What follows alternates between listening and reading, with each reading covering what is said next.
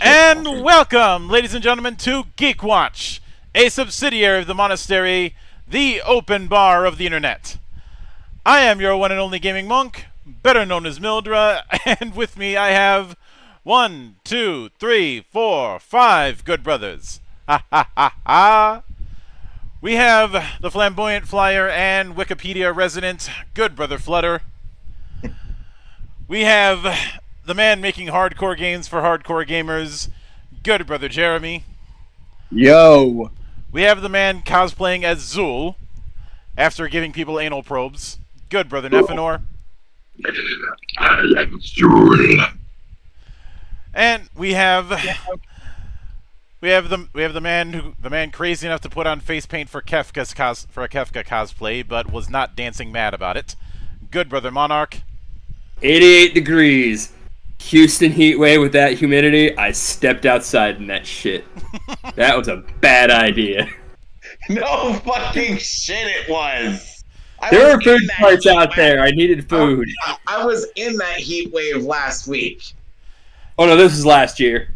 Yep. Oh, last year. Point stands. So. And of course, the man of 1,000 runes, the CEO of Zadare Enterprises, and the bane of my fucking existence, Good Brothers Xanatrix. Zadari Enterprises would like to remind you that Japan has different fucking standards than the rest of the world, you dipshits! Stay out of Miski.io if you can't understand that. Otherwise, Zadari Enterprises will eject you, personally, from the planet. Out of a cannon. You will into in the fact... sun. Hey, Flutter. No Apologies.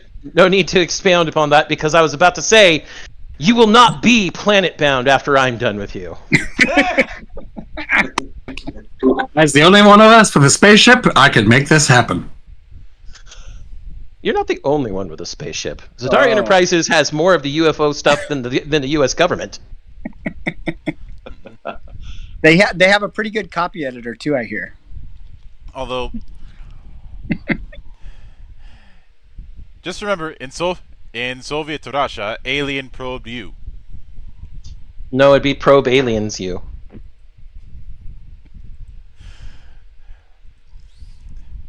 You know, the best part about that joke is that joke is semi related to how we got RoboCop.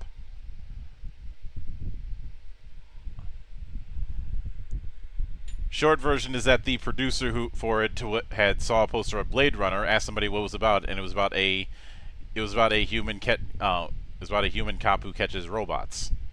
It was like, well, in my movie, well, instead of human cop catching robot, a robot cop catches humans. Seriously? In Soviet Russia, a robot cop catches you. Yeah. I've never heard that. That's crazy. The two big stories I've always taken out of RoboCop are that and the absolute hell that the suit was. Oh yeah, I've heard that. Because you got a suit that weighs 85 pounds in Dallas in the middle of the summer. Man, people just love to torture their actors. Well, what makes it even worse is that they didn't want to go the Arnie route. They wanted to go with the reason they went with Peter Weller was because he was thinner, so he could actually fit into a suit. Yeah, we're talking like practical effects of the 80s. So like basically anything was about getting them to do whatever they were going to do to make the practical effect work because it was so experimental at that point. Well, they were filming in Dallas because Dallas had that futurism kick back in the 80s. Yeah. And in order to get the movements down right, although apparently the movements were supposed to be snake-like originally, and the trainer was a mime. Oh. That explains far too much about the movement. Well, it wouldn't be the first time. The suit actor for the Xenomorph was trained in both mime and Tai Chi to get the movements. Yeah. But Makes sense. suit actors don't get enough credit. I remember hearing stories about the suit actor for Godzilla '84, and how they had to drill holes in the tips of the hands so that he didn't drown in his own sweat. Oh. Yep. And usually for Godzilla suit actors, they don't go for actors. They go for people who have a background in either baseball or sumo. Yeah, that's what I was first thinking sumo. Baseball, I'm trying to see the application. You need people Other than physical fitness. You need people who can do the long haul. Yeah, right, I guess, yeah. And well, Giant Baba Some started out as a baseball player. cardiovascular strength. Giant Baba was a baseball player before he turned to wrestling, so there's a precedent. Yeah. Oh. But we're not here to talk about that. We are here to talk about weeb shit. Even though I just mentioned Godzilla like 5 minutes ago. Godzilla is weeb shit. Kaiju counts. Yeah, Tokusatsu is definitely going to count. Plus, it is kind of funny when I see kaiju fans twist themselves into knots to dodge the idea of being weebs. Like, no, you're a weeb like the rest of us. We're just honest about it. I'm you, but stronger. Well, a lot of times I'll approach them and go, and they'll go, "Who are you?" And I'm like, "I'm you, but taller." Monk, do you have any idea how little that narrows it down? Yes. Good. Good. So there have been some very interesting changes over the years when it comes to the status of different studios. Um, obviously, some of them have their name etched in lore for the longest time, but then there are others who, through a series of fortunate incidents, end up rising to the top of the food chain. And today's topic, Ufotable, is one of those cases, because they've been around for a while. Yep. In fact, the earliest TV show that they worked, show they worked on was in 2002, and that was Weisskreuz Gluhen. I've mentioned this before, but Weisskreuz, or White Cross, is a bit of a guilty pleasure of mine. Yeah. One that is most definitely helped by the music. There is not a single bad track in either entry. It doesn't exactly help that the voice cast for Weisskreuz was the definition of star-studded for the time. It was a borderline supergroup.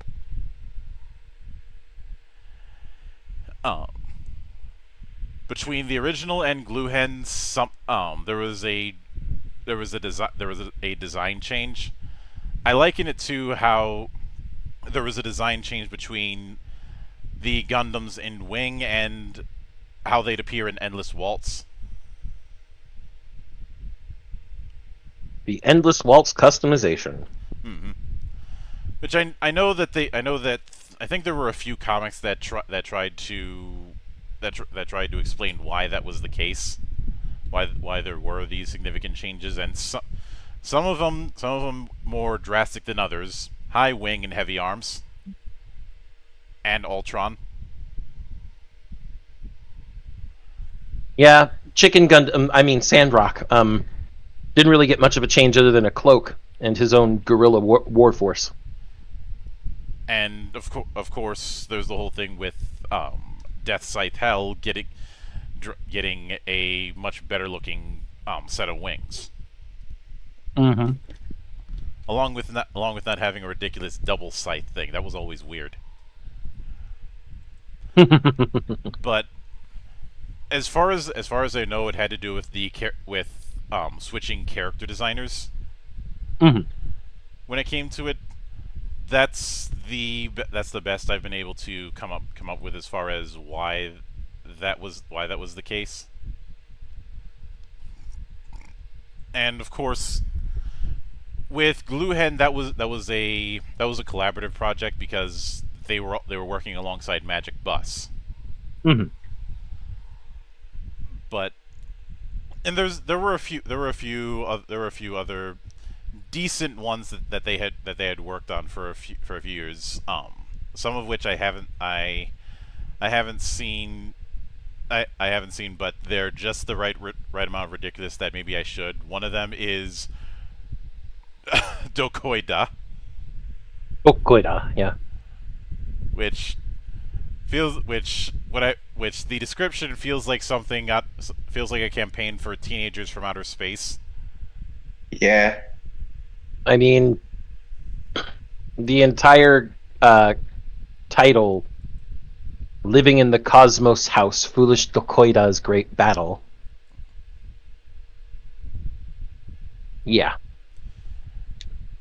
I'd say it's not far removed from some of the other tokusatsu parodies that have come around over the last decade. Oh, Mhm. message from space and Kilo. Mm-hmm. And of course, stuff like Ninja Nonsense, which is a meme factory in and of itself.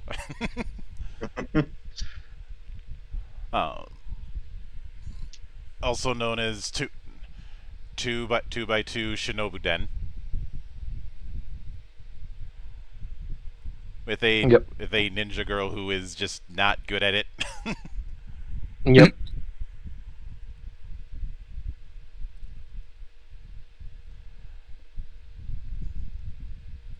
But most people will probably know Ufotable for their their basic work in the Fate series with Fate Zero and Unlimited Blade Works. I'd say that I'd also be remiss if I didn't point out that for a good number of years they were the studio that handled anime cutscenes for as well as anime openings for the Tales of series for a few years. Yep. And are We've got currently the Shilia 2, Zestiria, Berseria, and Arise even, which is the most current Tales of game. and are now the current studio that does the cutscenes for the Hoyoverse. Yeah. Which I don't have. I know some people are gonna have some things against it because gacha game, but whenever people bring up that anime is gonna suck because it's based on a mobile game, I use Seven Knights as my counter argument.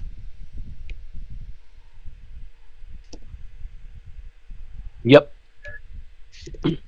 Most of all, though, I'd like to point out that Ufotable, when it comes to the video game scene, does a lot of stuff with Bandai Namco. I think that's how they got that particular relationship, because they also done stuff with God Eater, which good games. I remember people dismissing God Eater as a Monster Hunter clone, which Ugh. I am a little bit tired of people throwing the word clone around. It has inspirations from Monster Hunter. That's actually apparent, but it is not a clone. I've played all 3 games. Yeah, there seems to be this idea. I've mentioned this before, but there seems to be this idea that one series or one franchise is supposed to apparently have ownership of An idea. idea. No, an idea is not a clone. Come on now. And incidentally, this is also the reason you'll never see me use the term fantasy heartbreaker. I understand why it was made, and I've got nothing against Alexandria. However, I find way too often that term is being used as an excuse to not try. Yep. And that is something I cannot abide. Now, that being said, their earliest delve into the Nasuverse as a whole, which, as much as some want to claim otherwise, Fate is going to be a part of, would be the Garden of Sinners series, which they started with in 2007. Hara no Kyokai. Fucking weeb.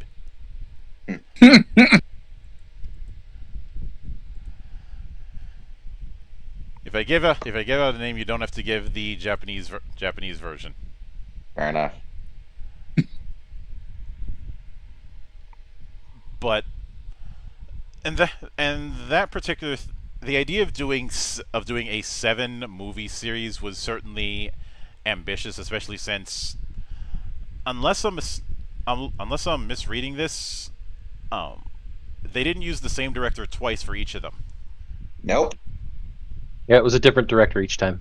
So, wow.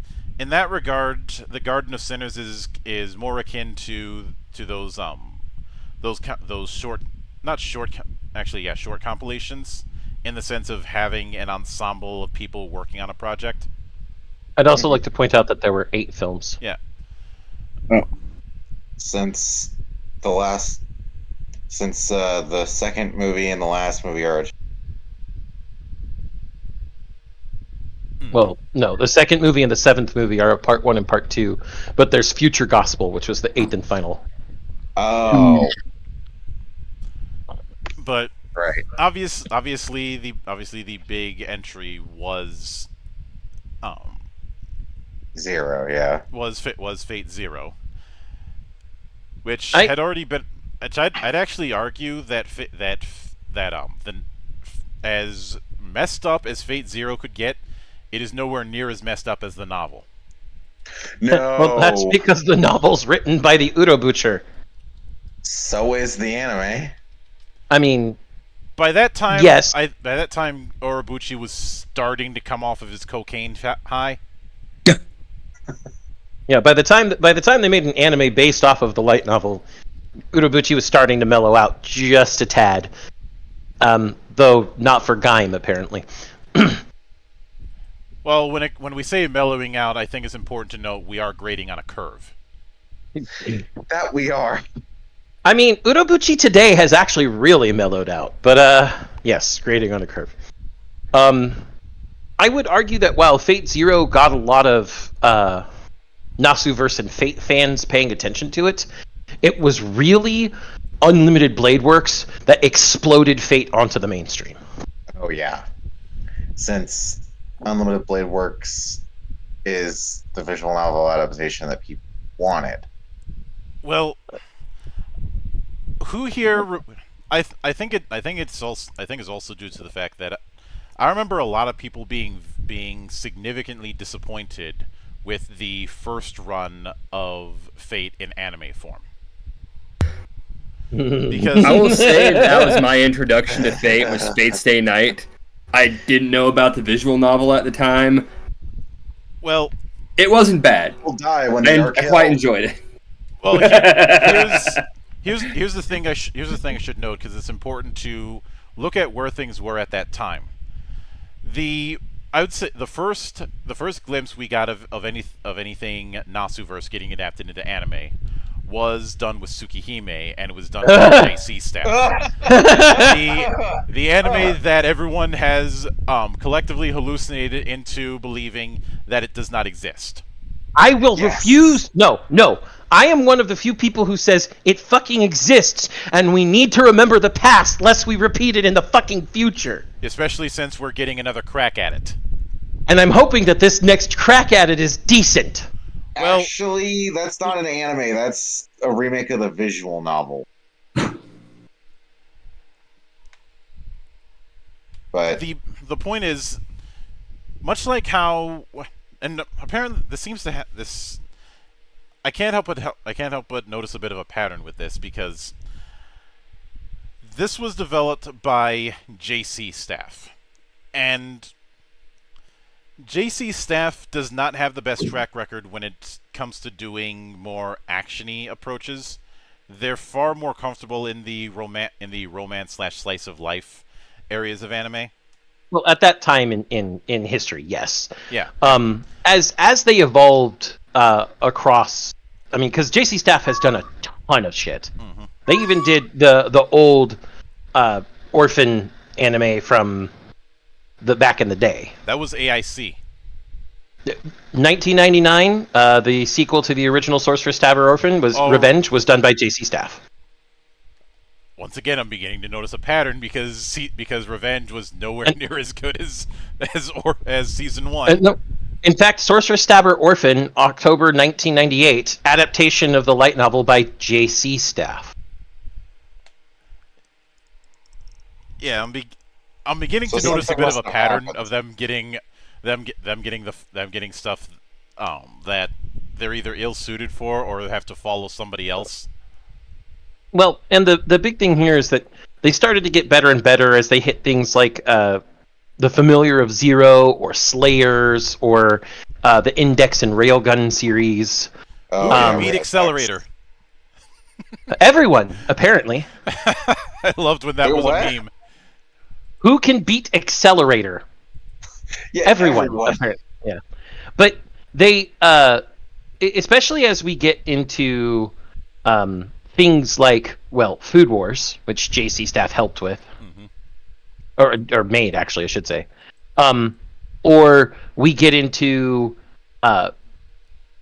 UQ Holder, which was the sequel to Magister Negimagi. Planet With, which was technically a mecha show. I say technically. Date Alive. But then we get into yeah. things where I'm going to be fair here, Monk. Having to follow up Madhouse on One Punch Man Season 2, JC Staff did the best they could. It was not that One Punch Man 2 Season 2 or One Punch Man Season 2 was bad. It's that One Punch Man Season 1 was just too good. It's as you continue to say, jumping after Vicula. But they've done some really good Sakuga with Danmachi, because they're the guys primarily doing Danmachi. They've done really good combat Sakuga with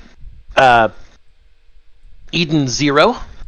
They did really good combat Sakuga in something I recently started watching, which was Reign of the Seven Spellblades, Nanatsu no Maken. The Sakuga in Reign of the Seven Spellblades is fucking amazing, and JC Staff is the one doing it, and they don't have any helper studios. It is just JC Staff, so it's clear that they're evolving as the years go on. Yeah. But be that as it may, back to Ufotable. Oh, but the reason I bring that up is you have you have that half, and then you have the fact that the original anime attempt at Fate was trying, because of the fact that Fate has 3 routes, visual novel and all. They decided, instead of trying to tackle one route and sticking to that, like say they took the Fate route and then mishmashed it with elements from Unlimited Blade Works and Heaven's Feel. Which just stick with Real Tanua. It made an okay anime. I'm not gonna lie, it made an okay anime. It's all right, but it's very clear that that this whole trying to play all sides at once was starting to show issues, especially near the end. Yeah, Or Sam Riegel. And as for the whole people die when they are killed infamous translation gaffe, let's first remember that was a fan sub.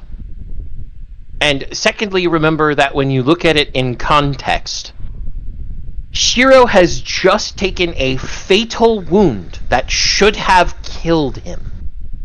But he's still alive, and he doesn't know why. And so what he's saying is, when someone injures you to the point of death, you die. You don't continue to live. And this was because he was not aware of Avalon having been implanted in his body. Mm-hmm. Thanks to Kiritsugu. Yeah. Yeah. Now, that being said, when we got Unlimited Blade Works, I'd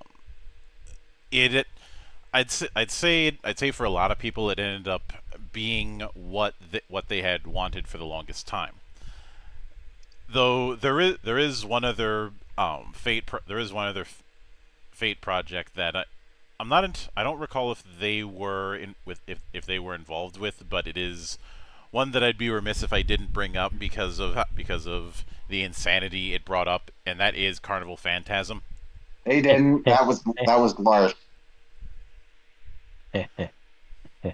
You sneeze the wrong way and Lancer's dead again.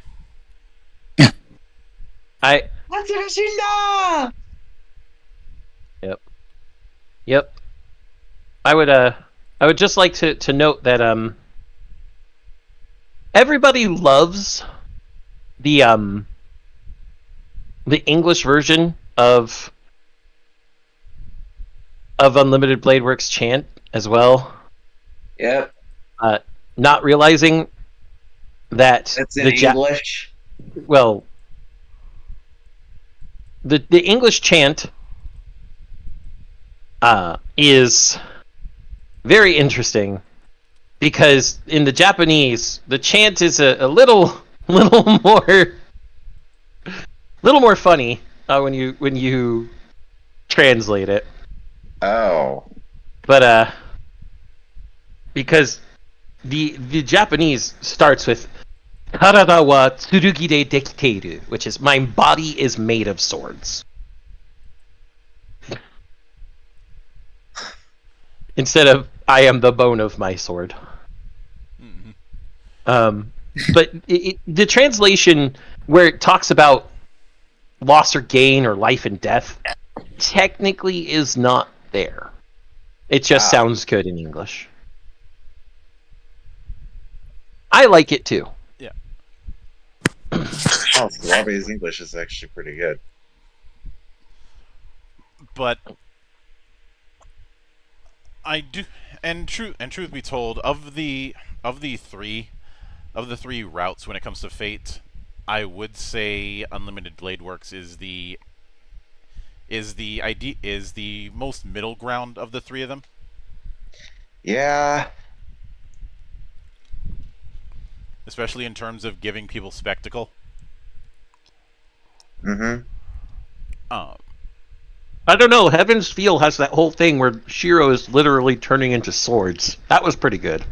That was where he's fighting Kirei. Yeah. Well, that's a whole other matter. There is but there were a lot. Obviously, there were a lot of game adaptations that they had handled. Because after that you had the God Eater anime, which I had heard was decent, but I didn't see. And then there was Tales of Zestria the X, which, well, I remember there was a bit of controversy when it came to Tales of Zestria. Specifically regarding one of the character swaps that ended up happening. Mm-hmm. But I didn't mind Zestria. I still have my copy of it. And what I find interesting about Zestria is this was where they were starting to drift away from using MP. Mm-hmm. And instead reviving the CC setup that was in earlier games, but whenever it showed up, people would bitch about it because apparently in an action game where you're going to be using MP for all your arts, it is something that's supposed to make sense. Look, I always found the traditional use of MP in games like Star Ocean or Tales to be kind of ridiculous. Where I'm asking, is it being used because it actually fits the gameplay style, or is it just being used because tradition?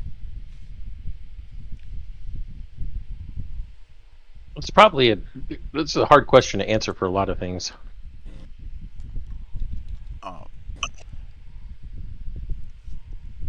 I honestly wouldn't be surprised if it's a bit of both.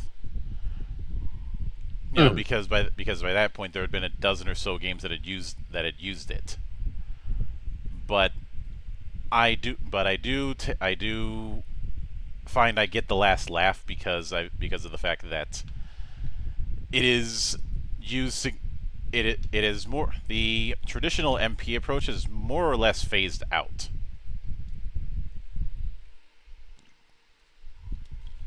Because I already mentioned Zestria. Berseria didn't really use it. It had the same a very similar setup at the very least. I haven't gotten to Arise, so I can't say if it's super good. Oh my god, it's super good. I've been playing it. I get that, but as far as whether or not they went back to traditional MP, no. So no, they did not.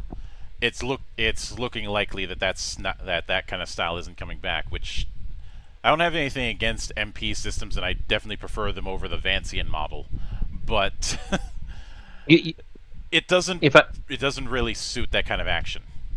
You have AP, small bits of action points, and they're counted as little dots on your HUD, and you have ways to instant refill them in battle with certain types of attacks. Yeah, that kind of approach works perfectly well for an action RPG. Yep, and that's also why Miduki or Mitsuki, however you'd want it'd be Mitsuki technically. When we first watched them doing the Tales of Arise demo and fighting the Mantis to death without getting hit, that was that was him using the burst system for resets constantly. Also, I'd like to issue a correction on GameFan. No, Scarlet Nexus was not touched by Ufotable. Ufotable did not work on Scarlet Nexus. That was primary production was Bandai Namco and Tosei, but the other companies involved were AZ Studio, Access Games, Alpha System Company Limited, Creek and River Company Limited, Cup of Tea Productions, D4A Company, Digital Hearts, Digital Media Lab, Fontworks, Gecko, Harmonix International Company, Katsuga Kiza, Seven Dreams, Sunrise, TriCrest, Victor Studio, and Yoon Design. You are correct, however, that they did help with Code Vein's anime cutscenes. And of course, a lot of people had made the remark of Code Vein being anime Souls, which is a very surface level take. I mean, it's not incorrect. This is a case where we would say you're not even wrong. Not only is it not right, it's not even wrong. Yes. Okay, I have some questions because I am like the least weeby of all the good brothers. So I know about as much as my little pinky about Ufotable and what they've done. I do recognize some of the Bandai stuff, but I never sat down and really got into any of it. So overall, like, is the studio known? I get what they're known for title-wise that we've talked about so far. Are they known for a particular style, or do they do various things? And are these movies that are like where they have different directors for a series? Are they like ongoing series? Like these stories are connected and they have different directors? And are they able to do that effectively or not? Yes. So. Actually, just to interject, no, dude, you're not the least one who knows the least about them. The only thing I know about them is that they did Demon Slayer. Yeah, got it. I wasn't aware that they did that too. Yeah. Ufotable is known for high quality. It isn't one specific style, but everything they've done, even if for example, the base. Whatever they're adapting, like I know that there was a lot of contention around Tales of Zestiria the X, but not because Ufotable made it. Ufotable made it very well. It was very high quality. It was more around other things having to do with Tales of Zestiria. So hardcore anime for hardcore anime watchers. You could say that. You could say that to try and plug yourself into Ufotable. Yes. It's about high quality. I mean, they're looking for the high end. They're not just pumping out content. Yes. Awesome. As for changing directors with every part of the Garden of Sinners movies, Garden of Sinners is an interconnected story, but it's an interconnected story made by Kinoko Nasu. Kinoko Nasu, the Nasu verse, as it's referred to, is batshit insane. Okay. And this was the cokehead that was being referred to earlier? No, that was Urobuchi. Different person, but also involved because he wrote side stories for the Nasu-verse. Okay. Yeah. The Nasu-verse has multiple different stories of multiple different supernatural events happening in them. For example, you've got Fate and the Holy Grail War. For example, you've got all of Tsukihime. For example, you've got a guy who has eyes that allows him to see a line on objects or dots on objects, and if he cuts along that line, even using just his finger, the thing is destroyed. Oh, I love the Eyes of Death so much. Wow. Is there at least a consistent theme to these 8 films? Yes, Garden of Sinners is its own internal thing, so it does follow the Garden of Sinners stories. Okay, great. It's just in the universe itself. It's just in the Nasu-verse itself. Nasu-verse is completely fucking crazy. On account of being written by the Kinoko Nasu. Kinoko Nasu, whose pen name literally translates to mushroom eggplant. Yeah, mushroom eggplant. Yep. But the big thing about all of this is that Ufotable always strives to achieve high quality in whatever they do, and all of the directors are committed to that as well. For example, if we look at the difference between the Demon Slayer movies and the Demon Slayer TV series, Well, the movie. There's only one movie. well, there are compilation films of certain episodes that were sent fair. as films. Fair. The director for Demon Slayer is Haruo Sotozaki, and he has done a lot of stuff for Ufotable, including some of the Tales of Zestiria film stuff. Okay. And he does and they kept him for the Demon Slayer films, which were things like the compilation films or the actual films that were there. Now, Mugen Train, yeah. yeah, Mugen Train, or To the Swordsmith Village, which is a compilation of the end of Entertainment District and the beginning of Swordsmith Village, things of that nature. On top of that, we have people who aren't kept from series to series regarding different Fate works. For example, Fate Zero was directed by A. Aoki, who is also the first director for the first movie of Garden of Sinners. But Fate Stay Night Unlimited Blade Works was directed by Takahiro Miura, and also very good. And then when we get to the Heaven's Feel films, those were all directed by Tomonori Sudo. So Makes there's sense because those movies are fucking dark.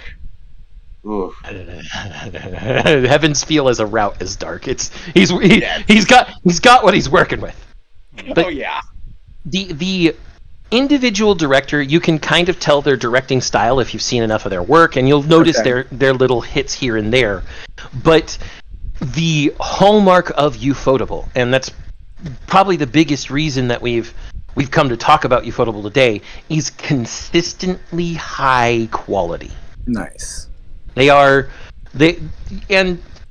only been around probably 23 years. Total of 23 years. Mm-hmm. And they were founded in 2000, but their first real big work, as Monk pointed out, was Weisskreuzglühen. They don't do a lot of stuff, but everything they do is chef's kiss. On the list of all of their works combined, each list is actually rather small. I mean, sure, 20 seems like a lot, but 20 over 23 years is about one a year-ish. Right. Yeah, at least 1 to 2 a year, yeah. And that's because of their focus on quality. The quality. Yeah. I mean, I'm about it. I can't wait to check this stuff out. As opposed to some studios who because of how low their budgets were, they had to crank out stuff quite a bit in order to keep the lights on. Sure. If I have to use a Western example of this kind of thing, Hanna-Barbera. Right. Yeah. My personal whipping boy when it comes to cheating in animation. Right. If I have to use a Japan example, I know they've made some classics, but I have to put them in this. Xebec. Well, Xebec is defunct now, aren't they? Yeah. They are defunct, and a lot of the people who were involved in it came back, have gone on to other studios. Although one of them, there are a few people there who are ex-Toei guys and are ex-Toei guys because of Mr. Shirakura.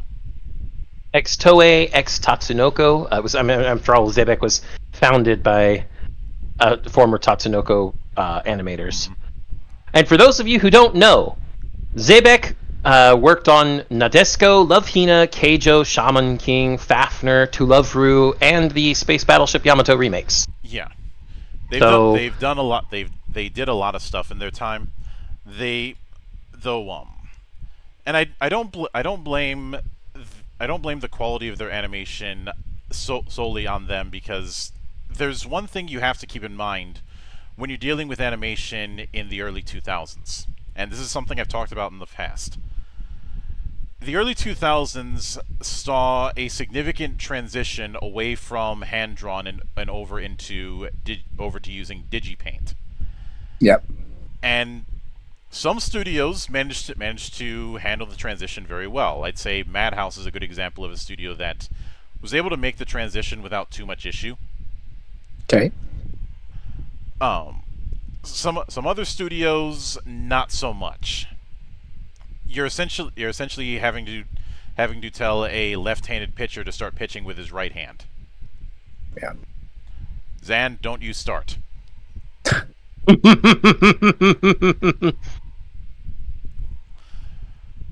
But because of that, you have a lot of people's work who you have some awkwardness. I suppose one of the big examples that comes to mind of this sort of awkward transition is stuff like it wasn't new Getter Robo, but the Getter Robo series that came out in the early 2000s, and even Sunrise. Shin Getter Robo. Yeah, Shin Getter, and even Sunrise wasn't immune to this, because as much as I love Scryed, watching it on HD screens, you really see the issues. Mm. In fact, this is what happens a lot when you end up watching old cinema on modern hardware. Yeah. Or playing old games on modern hardware. Hi Myth, how you doing? That's why they have a Myth remake now. Do they really? Well, not a remake, but a fan patch. Oh, got it. No, Myth. I'm pretty sure Myth is getting remade. I haven't heard anything about that, and since the rights are in Take-Two's hands, I doubt that's the case. There was the Magma patch, which pretty much gives modern control setups to Myth and Myth 2. But I haven't heard anything about a proper remake. Yeah, there hasn't been one, and trust me, I keep a close ear on Myth. Mm-hmm. Although I do feel Mandalore's particular pain when he was trying to get it run the thing for his review.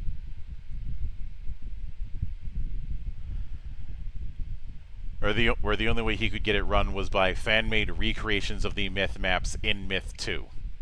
Oof. Yeah, that is kind of rough, unfortunately. The same kind of problem with Aleph 1. They only have one for Marathon. They only have one engine, but they still have to get all the game's maps in it.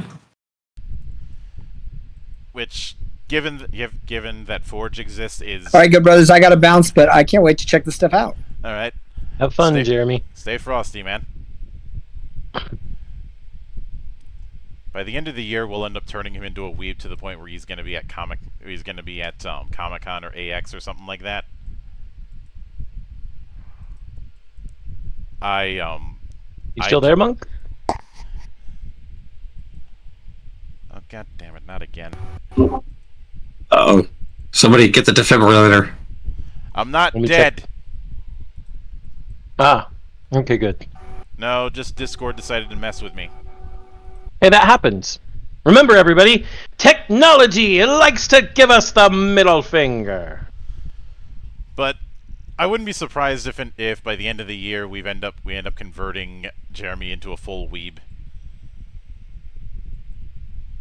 Monk, I plan on giving him, at some point, a list of recommended anime. It's going to be quite long. I'm sure it is. But is it as long as the titles of an Ottoman king? I'll have to compare in the end.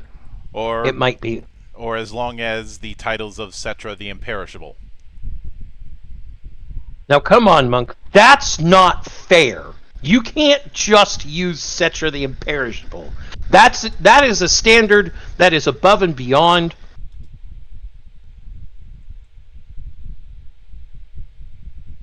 And besides, I'm just going to invoke Trazyn the Infinite. He stole all the titles from everybody.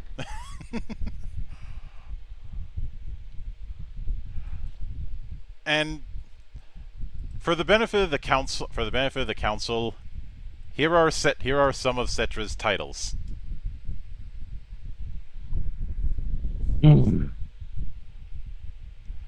It takes his herald 2 hours to read his titles, and if you're his herald, you will have to read his titles because Cetra is very full of himself.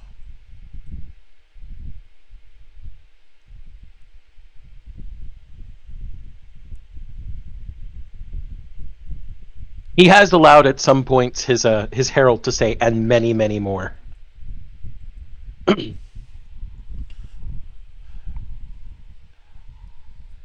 But and I will admit that one particular project that they did back in 2017 where and Jeremy asked what's a good place to start with Ufotable? Just start with Unlimited Blade Works. That should hype you for literally everything else. Yeah, that'll work. There is one that I skipped out on because I had the mindset of anything browser game related sucks, and that I want to take a look at, and that is Katsugeki Token Ranbu.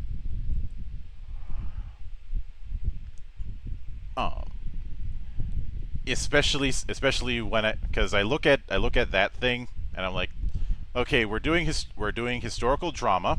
That's always up my alley. And the music is composed by Hideyuki Fukusawa. Mm-hmm. I cannot understate my love for Fukusawa's musical style.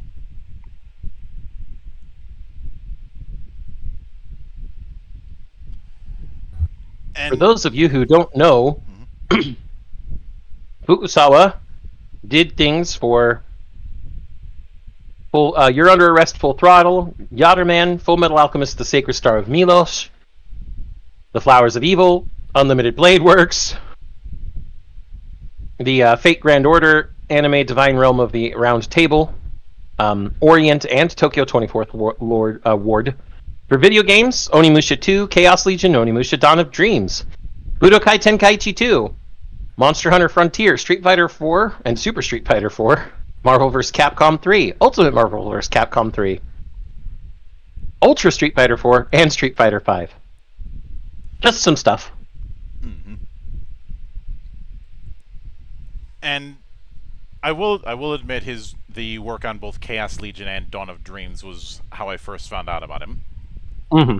But having a very bassy sound as well as a significant lack of over reliance on strings. If anything, he uses more percussion than he does string. I just thought of this just now, Monk. The way to really hype up Jeremy for a Ufotable work, I'm going to go give him the clip of Jesus doing the Unlimited Blade Work chant. That's one way to do it. Wait, what? So you know the guy that on Fiverr does stuff for Jesus, dresses up as Jesus and says stuff looking like Jesus. Uh-huh. There is one of those where he did the Unlimited Blade Works chant. And Say that to me later, Zan. I'm curious. I'm just gonna throw that in council. Mm-hmm. Okay, good. But I'm also throwing that over to Jeremy personally at DMs.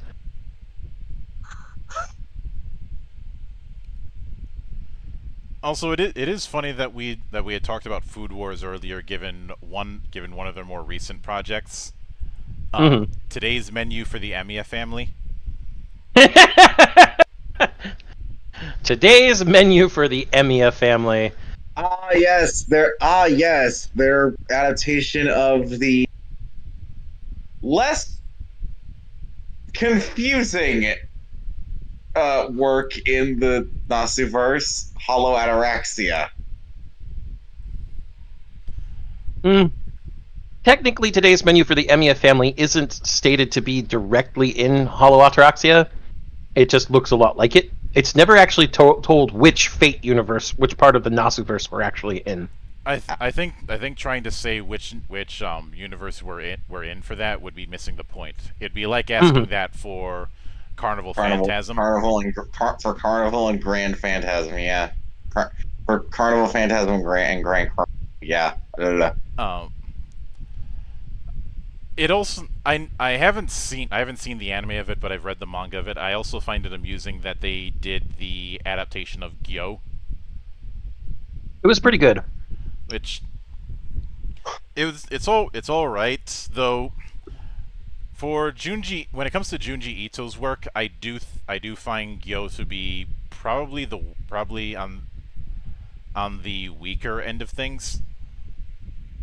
Now, considering that this is Junji Ito, this is not saying it's bad. It's just comparing an 8 to the 9s and 10s of the rest of his work. Yeah. Everybody, go read or watch Uzumaki. It's fantastic. Though the thing with Junji Ito that I've come to realize throughout his work is I honestly think that he's not very good at doing endings. It is most of his works have been anthologies, basically. Yeah. Gyo was an attempt to have a self-contained full length story. Also, I would argue that something like Hellstar Remina had a pretty good ending. I mean, not good ending as in it was good for the people, but it was an ending that was fulfilling. I could certainly see that, though that was a one-shot, which makes me think if somebody ever did a Japanese version of Twilight Zone, he would be perfect for it. Yeah. In fact, I wouldn't. Hellstar Remina wasn't a one-shot. It was an entire manga. I could have swore it was a one-shot. No, it was a. It was an entire It only had one tankobon volume, but it had multiple chapters. It ran in Big Comet Spirits for Shogakukan between 2004 and 2005. Mm-hmm. It wasn't as expansive as, say, something like Uzumaki or Gyo or Tomie or any of the others. But it absolutely was. It's a full volume. You might be thinking Amigara Fault. Probably. Which absolutely was a one-shot. This is my hole! I fit in this hole! Man, that fucking...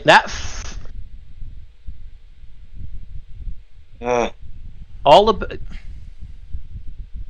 What's really funny about Amigara Fault is it was all about the pressures of society to fit into the hole made for you and how it twists you in the end.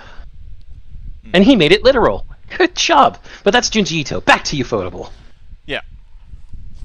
So, I've seen some try and make this claim that Ufotable's Sakuga is somehow overproduced, i.e. they spend way too much time into making these big epic scenes.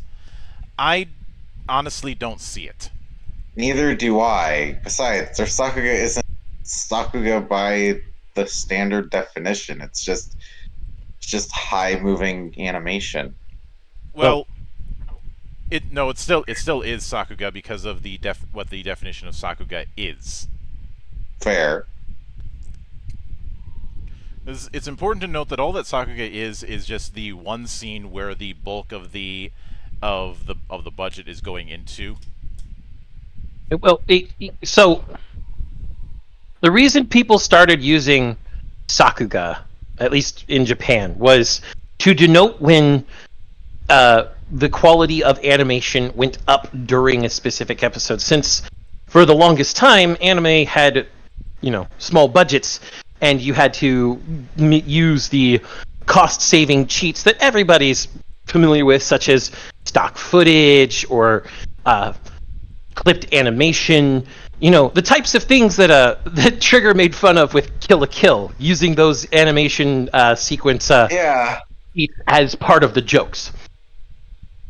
Sakuga is the point where you go from those lower, I don't exactly want to say lower quality, but lower movement in a lot of cases, lower movement sequences, to where everything is extremely fluid. And it's that type of Sakuga that you want to look for. Ufotable's animes are basically made of the shit. Like, Yeah. very, very often, it's easier to count what scenes don't have Sakuga in a Ufotable anime. Perfect example. Demon Slayer. My God, that fucking show. And I can understand why people say, or I can understand and extremely disagree with why detractors say Ufotable anime is overproduced. If I'm being honest, when I hear that, I think they're being hipsters. They are being hipsters are. in some cases. In other cases, it may be people that don't understand that Sakuga is not supposed to be a sort of like something you hold back and only use for big stuff. It was a necessity created by limitation. A lot of the people that I hear making that leveling that type of accusation are people who have not been anime fans since the 80s or earlier, or in some cases are unwilling to learn. In other words, as I said before, fucking tourists. Tourists or hipsters, exactly. The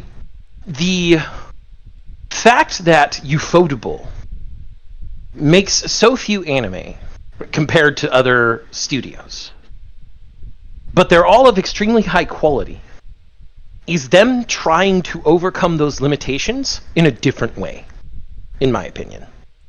That instead of making multiple small budget creations, they make very few high impact, larger budget creations. And they also try to use any of the newest tools they can that they think will help them. Ufotable was, I think, adapted to DigiPaint really easily, considering they basically started right around the change. Mm-hmm. And while they were founded by people from older companies, they didn't cling to the past. So anyone who says that they're overwrought or overproduced it is either, as you said, tourist hipster, or someone who just does not understand that the production value shown by Ufotable is essentially what an ideal world would allow anime to be. And I will admit, part of the reason that I consider them hipsters is I only began hearing this claim of overproduction in the wake of the explosion of popularity that Demon Slayer had. And I do remember people looking at Demon Slayer or Jujutsu Kaisen and saying what is the big deal that it's just it. I've talked about this before, but there seems to be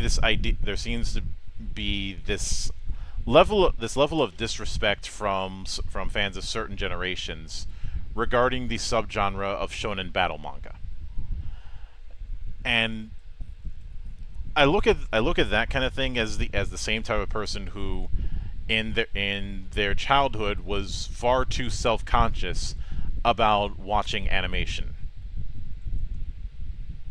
Not anime, just Western animation. No, just animation, period. Oh, just animation, period. Okay. I need to make this clear. I do not have that same Great Wall attitude there is between anime and Western animation that so many people have. To me, it all falls into the category of animation with just a bunch of different subgenres and subgenres. I've made it clear how I was never a fan of animation being treated as a genre when I go into a library or a book or a rental store, or even just the video section in a store, period.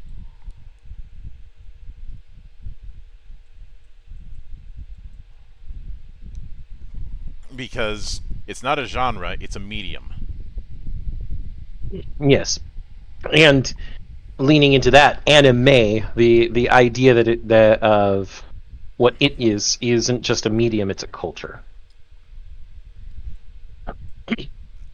So that is the reason why why I have such low respect for the people who make those kind of claims, because, well, it's just, what it ends up showing is arrogance. Yeah. And while I can certainly be an arrogant bastard, I don't know, Monk. You tend to be way more humble than me. depends on my motivation. True. You tend to be an arrogant bastard most when it comes to tabletop, but that's your wheelhouse. That's my wheelhouse, and there's a shitload of pretenders. But none of them are great. Nope. If anything, they're the exact opposite. They are mid. But whenever you have something that gets an explosion of popularity, you are going to have people who try and dismiss it in a form of copium. We see that when it comes to the Rippaverse. It's like, oh, it's a grift, and then we actually get it. But I will admit that because of the fact that they don't do as many works, you end up having the same thing that for the longest time we had with Star Wars, where when they announce that they are working on a project, people are going to come in just because of the name, because they've built that by this point. Mm-hmm. Looking at the works that we have from the beginning to now, everything is very high quality, as I stated. Mm-hmm. And because of that, they're trusted.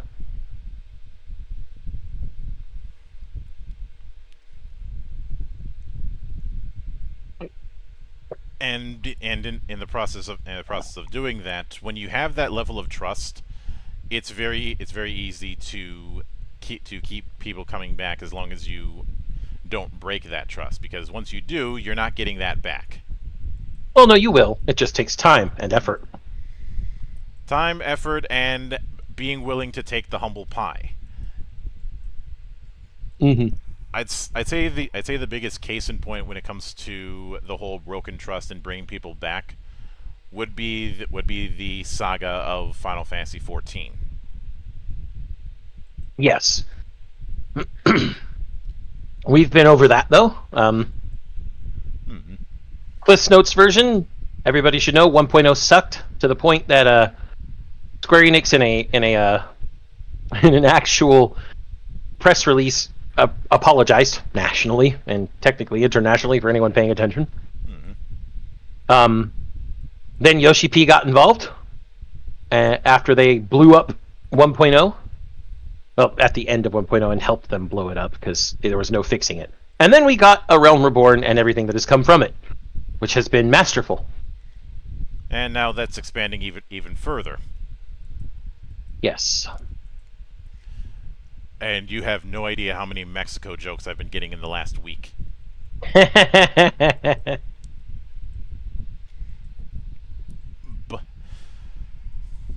That, and because of the fact that the Pictologist is the new or whatever they're calling it is the new addition to the class setup, which we are not tackling.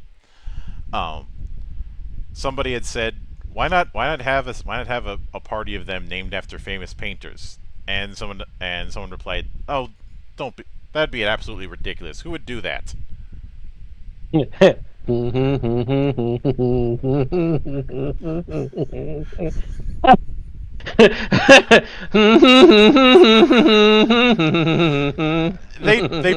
both knew they were just fucking around. Oh, I know. I just had to do it. I had to do it. Suddenly, Mikey's has joined the chat. And Brother Ball is right. Square did announce that their 14 is coming to Xbox soon. Yes, they just did a fan fest. Yeah. So now no one has any excuses not to at least try the game out, because remember, award. No, I'm not going to go through the full. Don't meme. you fucking do it. But it. Oh, come on, Monk. I could do it, but I'm not going to. Final Also, Fantasy funny that XIV has a free trial up to level 60 and all the way through Heaven's Word. You have no excuse not to try it, Xbox people. Yeah, also funny you made that reference, Sam, because in the background I'm actually rewatching 2003. Yeah. But yeah, I did double check they did the opening animation for the remake of Tsukihime called A Piece of Blue Glass Moon. Yes. And they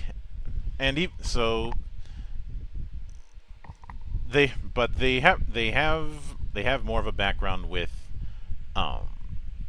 adapting other people's work as opposed to doing original work. The only original works I find are Sakura no Ondo, which was in 2011, and Yara Wakame, which was in 2009. But as far as TV series, it's mostly been adaptation work. Actually, no, I take that back. There was Coyote Ragtime Show and Gakuren Utopia Manabi Straight. And Futakoi Alternative. Yeah, which was a collaboration with Feel. Yep. And then they're going to be doing Girls Work coming up close, which is a co-production with Type Moon. That's an original work as well. Mm-hmm. Also, I would like to point out that I am wrong. Along with the announcement that FF14 is going to Xbox, we got this little ditty. Have you heard of the critically acclaimed MMORPG Final Fantasy XIV with an expanded free trial, which you can play through the entirety of A Realm Reborn and the award-winning Heavensward expansion, and also award-winning Stormblood expansion up to level 70 for free with no restrictions on playtime? I hate you. It had to be said. Because now the meme is even further, because they're allowing up to Stormblood for free. Mm-hmm. And I do know. And as far, of course, there was the whole tax evasion thing, which a lot of people thought was going to tank the company.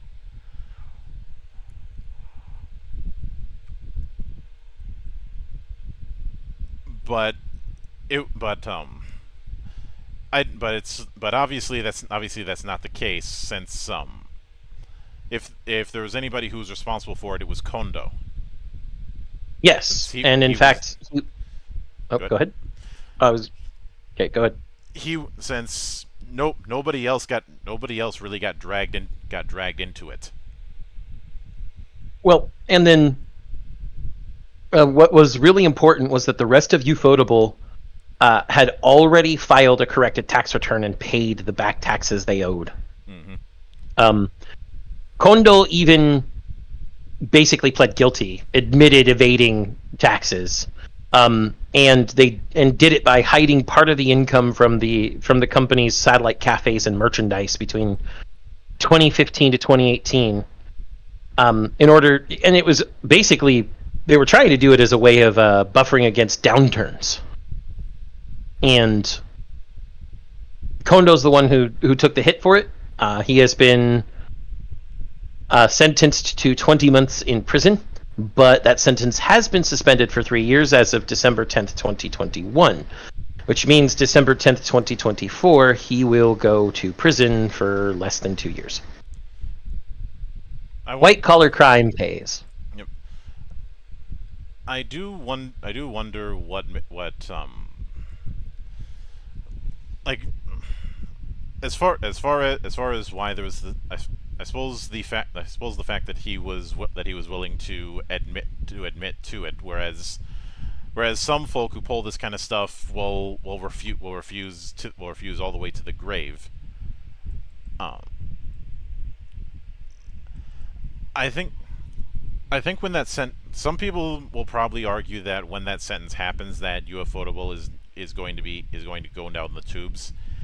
Honestly, I don't think that's going to happen.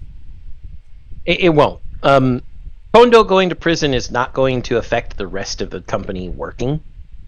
They have, looking at the list right now, they have the Genshin Impact series and Girls Work that are currently in production, or currently waiting production, for full-on series. For anime films, they have Witch on the Holy Night and a Token Ranbu / Katsugeki film that is slated. And assuming other Bandai Namco action games, because it looks like it's primarily the action and action RPGs from Bandai Namco that they work with, Tales of, God Eater, etc. Mm-hmm. Come up, they'll likely get the first offer to animate any cutscenes or illustrations there.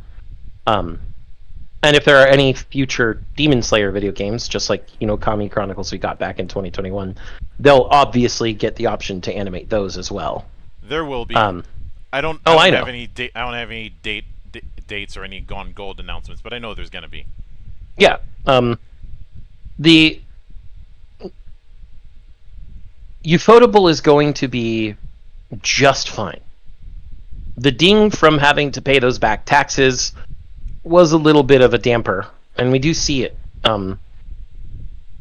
both because of the tax evasion and because of COVID. We see delays in things. Like, there was a 2-year delay between the first season of Demon Slayer and the second, the movie / second season for Mugen Train. We see that there was a delay between some of the other work they had as well, like between Code Vein and then Tsukihime, A Piece of Blue Glass Moon. Mm-hmm. This was likely due to both COVID and the tax issue combined. Not one or the other. It probably was both. Mm-hmm. But I do think the way things are going to go is going to be interesting. It'll be amusing for me when that Genshin series comes along, because I'll have a means to enjoy some of the things I found interesting with Genshin without having to spend money. Part of the reason why I ended up jumping into Arcane.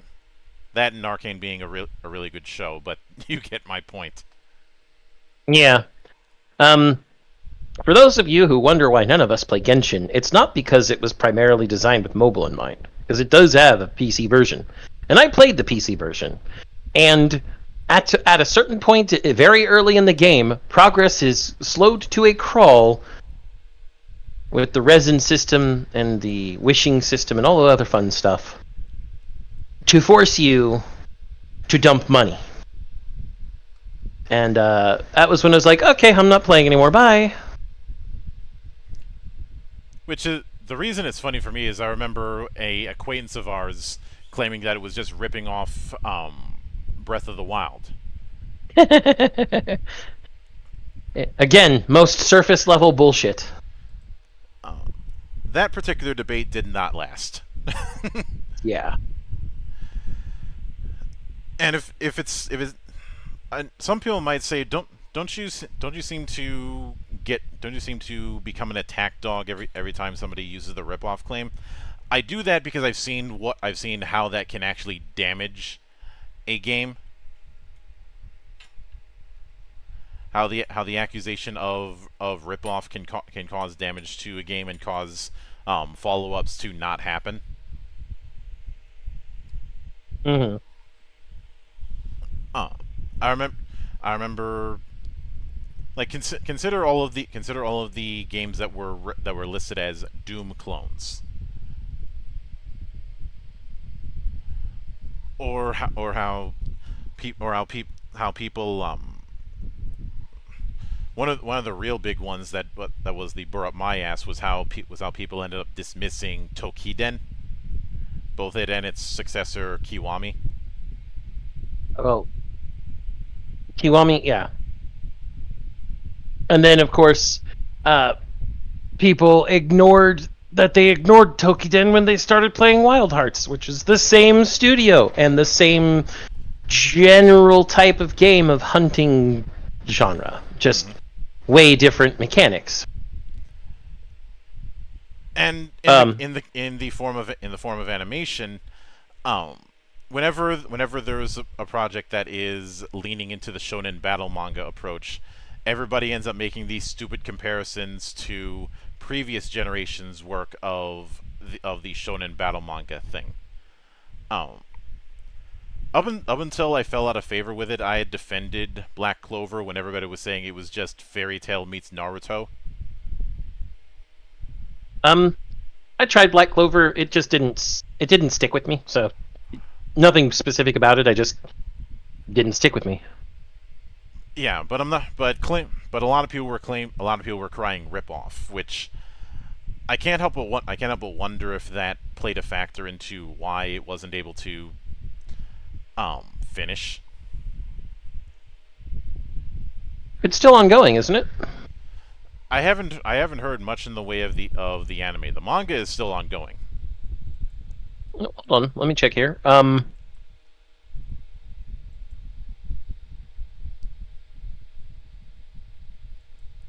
Yep, there's a movie for it just premiered, Monk, last month. Okay, I stand corrected then. And there's 170 anime television series by Piero between 2017 and 2021. Mm-hmm. The point is that claim can have actual damage, and I do remember somebody looking at stuff like Demon Slayer and asking what's the difference, but how and saying that this was just that it, I was seeing people claiming it was a Bleach knockoff. That's how ridiculous this kind of thing gets. Which is again very surface level, and I'd say just going through the manga, one of the things that helped when it came to Demon Slayer was having a very classical art style. Well, actually, if inspired, I should say. Mm-hmm. If you if you look at some of the art between the manga and the anime, Ufotable cleans up a couple of shots of other characters, like especially like Gyu, Tomioka Gyu. Mm-hmm. But they still capture the spirit of each character, and sometimes the chibi expressions and everything. They have absolutely. It's clear Ufotable loves this series. Like, it's not just, oh, it's really profitable for us and we always put forth our best effort. It is very clear that they took a shine to Demon Slayer and went, we like this. This shit's fantastic, and just decided to run with it. It actually doesn't hurt that Demon Slayer as a manga is finished and has been finished for a few years. It was only about. They don't have to worry about having to do filler shit. Exactly. On top of that, it means they know where the story's going, so they know how they can apportion things. And they've been trying to apportion things basically in the same way that many of the major arcs went in the manga. I read and finished the Demon Slayer manga as it was still releasing. So I read the final chapter when the final chapter came out. It is a very good story. Fantastic. And it's very clear that Ufotable is doing everything it can to make sure that the anime is just as fantastic. Now, this leads me to a personal story from a couple days ago, where for some god-forsaken reason, on my personal YouTube feed, I was suggested a video by someone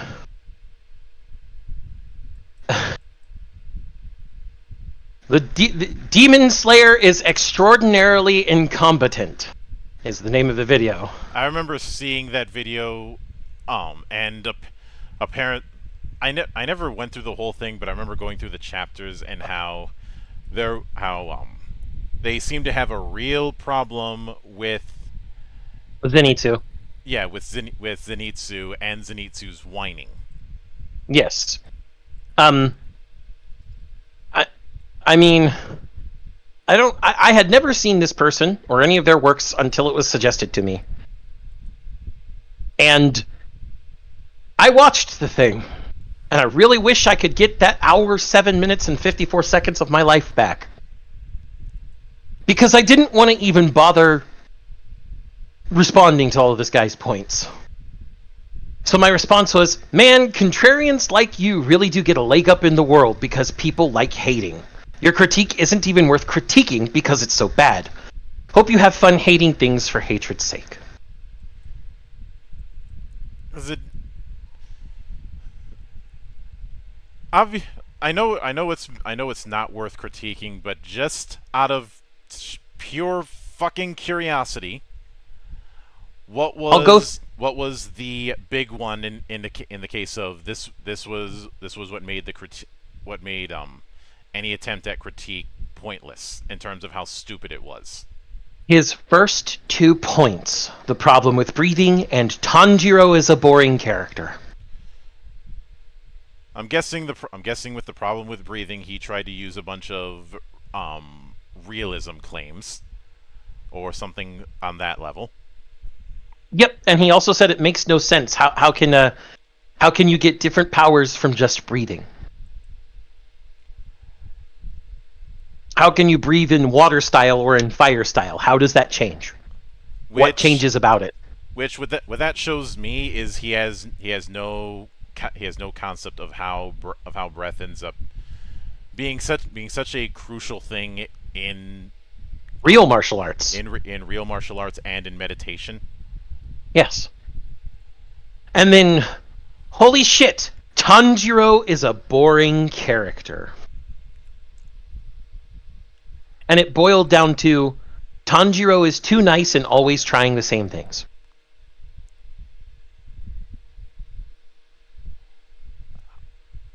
You know, the more you go through all of these critiques, the more I actually want to watch the show. Well, here's something that I find amusing.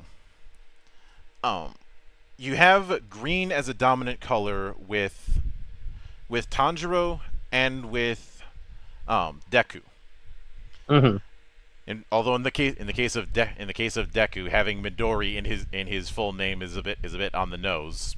Yep, Again, Midoriya. Then again, it is a superhero work, so on the nose names is nothing new. Mm-hmm. But from as I understand it, and you can correct me on this, green is often seen as an honest color. Green as a color, thematically, within a lot of Japanese fiction and folklore, is a color associated with things such as honesty, loyalty, courage. It's why the pendant of courage in Link to the Past is green, and why green is generally Link's color. It's why we see green in Gao Gaigar everywhere. Green is a color that has to do with characters that are heroic and what heroism amounts to. Honor, loyalty, honesty, courage. There's a bunch of different things that are associated with that color. Now, not always, obviously, not always. Green can also be used to be very spooky and can be used to be very menacing. It happened, I mean, if we look at the Zonite bullshit in Tears of the Kingdom, there's a lot of green down there, and it's pretty fucking spooky. But it's also used to guide Link on his way. So again, the hallmark is there. There's also the fact that so many green senshi in Sentai, more often than not, are the people who have unorthodox ideas. Yes. But this idea of Tanjiro being boring still gets to me, because it means that this person missed the point of Tanjiro's entire character and work overall. Tanjiro is constantly nice to a fault because his family life was accepting and humble. And when he lost all of that, except for his one remaining family member, whom he is trying to cure of what is essentially an illness that will destroy her if they're not careful, he's nicer to he's nice to Zenitsu. Even when he looks upon Zenitsu with disgust a few times, he's nice to Zenitsu. And he tries to encourage Zenitsu to be better. Like, Zenitsu constantly, early on was like, I'm a coward, I can't do anything. And Tanjiro was the one who went, no, you can. You absolutely can. Especially... Go ahead. I get the feeling that this idea of this... Because we've seen this, and we discussed this when we were talking about Superman a few months back. Mm-hmm. This idea of being a positive character is boring. It is only boring when there isn't the proper contrast. The reason why the duality of Superman and Lex Luthor works out is because Lex is someone who has made his way in life as a self-made man by essentially pulling every dirty trick in the book and believing that's the default state. And someone like Superman is somebody who threatens that particular worldview of his, which is why he can't accept it. He can't accept that somebody is that good because he doesn't view that there's good in people. Yes. In I can't remember if it was Public Enemies or someone else. He said I know the real truth about you being evil, and I know evil. And when in the case of Tanjiro,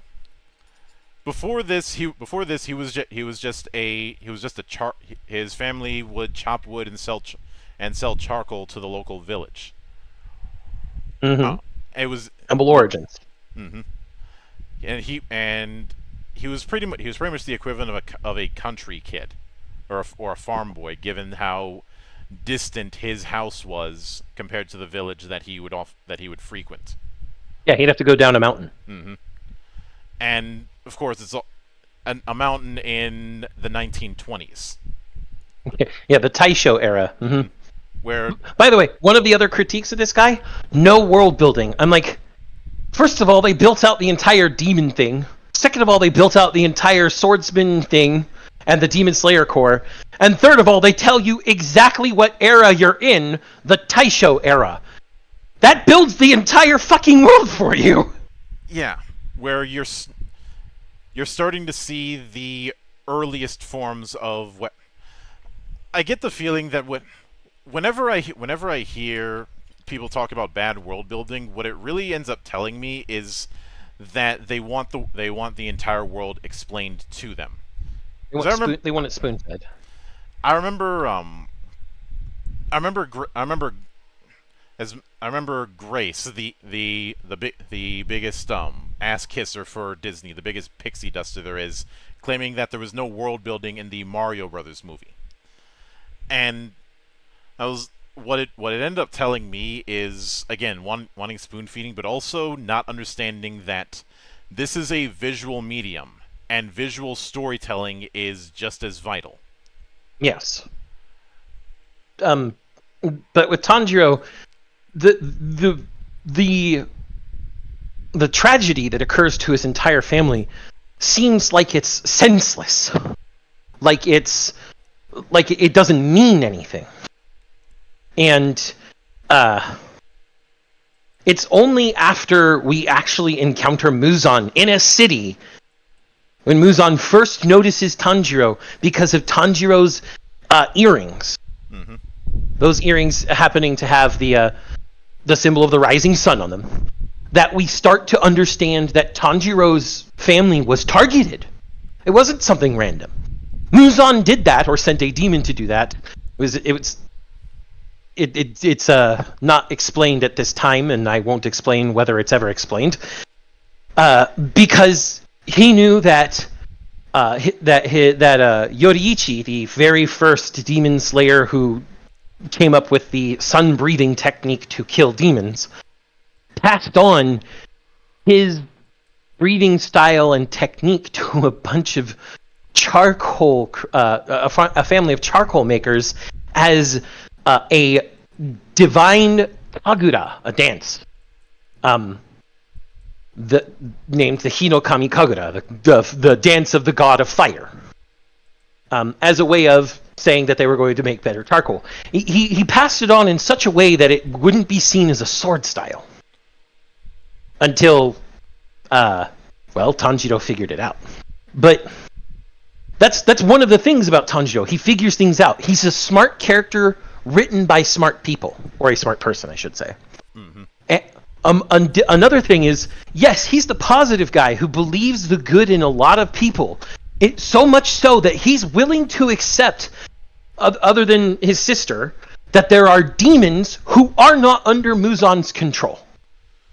He even meets them, and he even helps them. And gets in a shouting match with one of them because they said his sister wasn't much to look at. Oh, yeah. He's very big on his family. Very big, especially since she's the last of his family. But more than that... He's in a world that is... that he has been thrust into a world that is rife with negativity. Yes. And...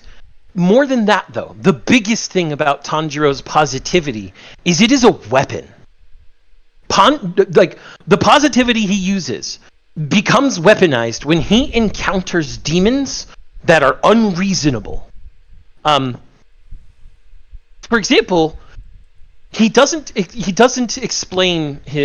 use his positiveness as a weapon when he meets the former lower sixth moon, Kill Guy, I believe his name was, who uses the drums to turn the house that they were in.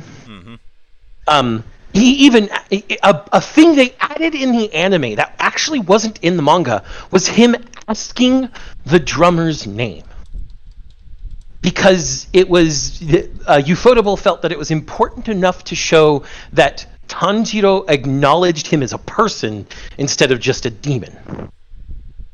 And he even thought that the drumming was talented, even though it was a demon he had to kill to protect himself and his friends.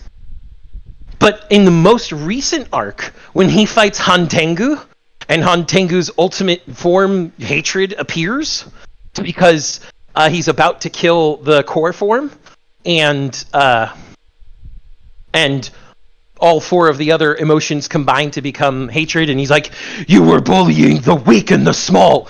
And Tanjiro snaps.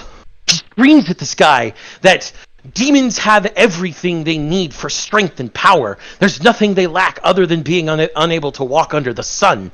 And they prey on the true weaklings, humans. And that because of that, he was going to take him down. Tanjiro weaponized his positivity at that point. Like, yeah, I'll protect the weak. I'll acknowledge that things are weak, but you are not weak. And it was just a great moment, because Tanjiro is someone who does not get that type of angry very easily. It takes attacking his family, his friends, or attacking innocents. It's very, very, very, very rare that Tanjiro gets super angry. Mm-hmm. And when he does, there's always a point. Always. Yeah, and what the thing that I see about regarding this is, and this is the reason why I'm not even mad at that guy for spending an hour about this. I'm more pitied. He essentially is somebody who never grew out of the edgelord phase. Mm-hmm. somebody who doesn't quite understand why a positive figure is warranted. Yeah. Well, and the way I see it is Tanjiro is the leader of his little group. He does lead Inosuke. He does lead Zenitsu. As much as Inosuke calls Tanjiro the wrong name all the time and calls him his lackey. Then we also have the part where Inosuke doesn't understand the fluffy feelings Tanjiro makes him feel. Which, I remember the fucking stupidest shit when people saw that thing. Oh my god, he's gay for Tanjiro. I'm like, no, you idiot. He just doesn't know how to process the feeling of camaraderie and closeness he's feeling. Can men not be friends without you trying to make them gay? Please. Be that as it may. Mm-hmm. As he's a leader through positive reinforcement constantly. He always says nice things to Inosuke. He even just agrees out of hand with Inosuke being leader when he's like, I'm the leader. He's like, okay. And he always tries to push them to be better just through example. There are times where Zenitsu and Inosuke look at Tanjiro talking to or doing it, talking to Shinobu at times when they're still recuperating, or doing his training, and they look at him and they go, it makes me feel bad that he's training and we're not yet. It's just they shouldn't feel bad, because Tanjiro's doing it for his own sake, and the sake of his sister, and the sake of saving people. He doesn't even expect other people to follow him, or do these things. And they do. Mm-hmm. He is a shining light of positivity in a world full of conflict and turmoil due to the shifting times and the demons therein. And it's necessary to have someone like him in Demon Slayer. And Ufotable has taken all of these ideas, all of these different themes, the different characters, whether they should be pitied or liked. I mean, they have made every demon that is supposed to be sympathetic, especially some of the upper moons that people should be sympathetic for, more sympathetic through the visual storytelling that they have. They have taken everything from the manga that they can and distilled it into a work of art, whether it's during a fight, whether it's during a scene of calm. They take everything that they're given, and especially with Demon Slayer, they try to get across all of those themes, all of those ideas in the most pure way they can. And I think that's probably the best thing about Ufotable. Which is also the reason why why I have nothing but pity for people who define themselves on cynicism. Mm.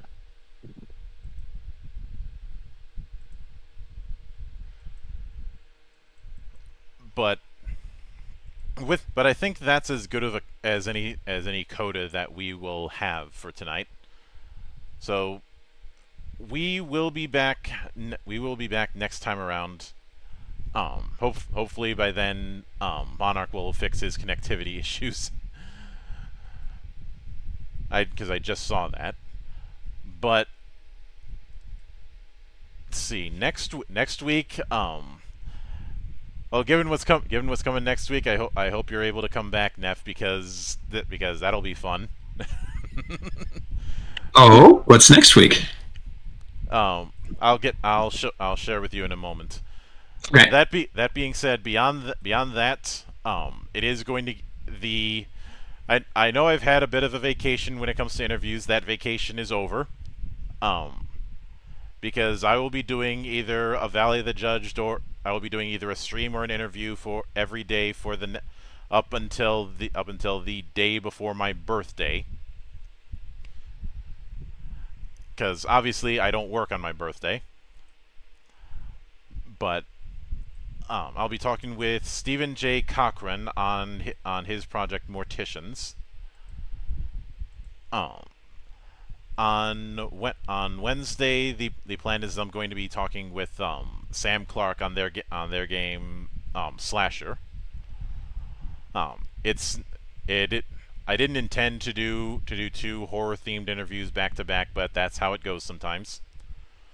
Thursday and Friday will be the continuation of Valley of the Judge. They'll be looking further into Valhalla on Thursday with Monarch, and looking into sorcery and super science on Friday with Zan. Saturday I will have a bit of a have a bit of a doubleheader, since Notepad Anon has expressed interest in being a guest, so I'll be talking with him. And Damian Willis I'll be talking with him later that day. Sunday I will be putting up an interview with Bradley Hailstorm. And of course, next Sunday will also be the return of GeekWatch.